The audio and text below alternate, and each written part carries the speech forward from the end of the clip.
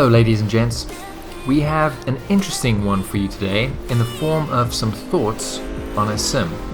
In the background you are seeing some footage from RaceRoom Racing Experience, which is the subject of our video today. RaceRoom is interesting to me because it's almost a niche within a niche. Overall, I think it's probably the least commonly talked about sim, and I wanted to see why. It's been out for quite a long time, since 2013 in fact, and in that time it has become synonymous with being the sim with good sounds. Despite this though, there are nowhere near as many creators or videos on YouTube compared to the other sims of its era. Now that I'm on PC, I kind of feel like I need to catch up on things that I missed out when I was just on the base PS4. With it being free to play, I decided to give it a go. And man, am I glad I did. I was so impressed with this that I purchased the remaining DLC, tested them up, some more cars and tracks, and then felt the need to make a video for anyone that's looking at sim titles and has some questions.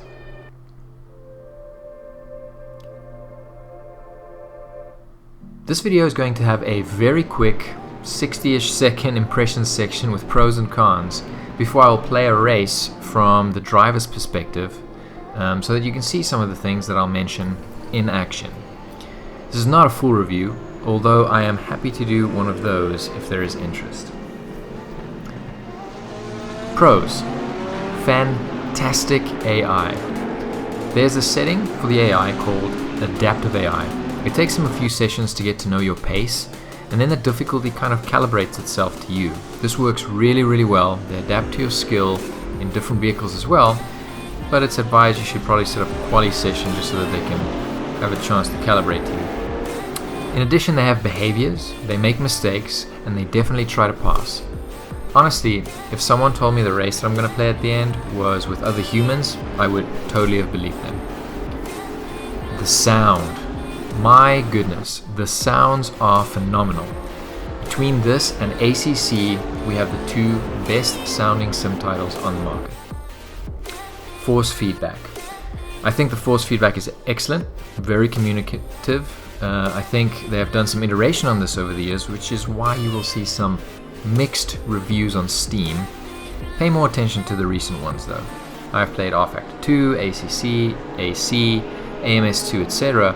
and the force feedback here rivals the best. Physics. The physics are excellent as well. You can push the car, it doesn't behave in an unexpected or weird way, and the curb behavior is excellent. Performance. This title runs extremely well, probably on most systems. And this is a product of it being a little bit older, but yeah, smooth and steady frame rates all the way. Alrighty, let's get into some cons.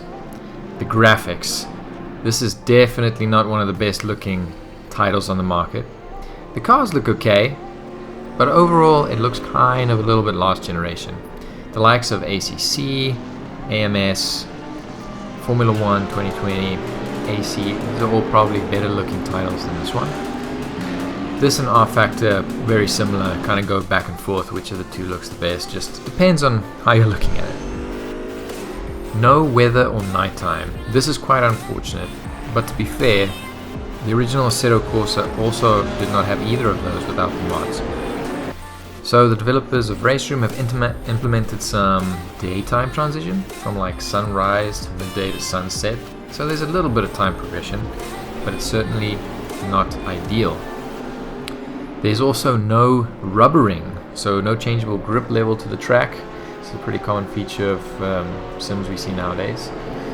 The replays, they're not bad honestly. It would just have been nice to have a few more camera angles and a less kind of clunky control system. The load times, this is also probably a product of its age. Both this and R-Factor 2 have significant loading times compared to the likes of ACC or AMS2.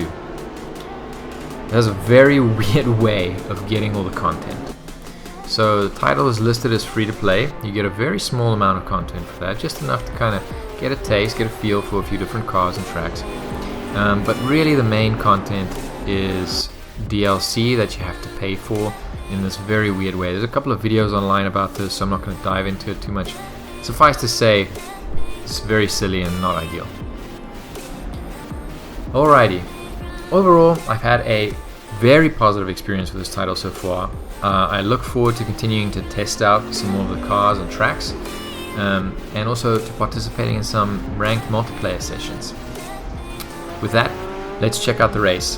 Thanks so much for watching. Please remember to like, comment, and subscribe if you enjoyed the video. Hope to see you on the next one.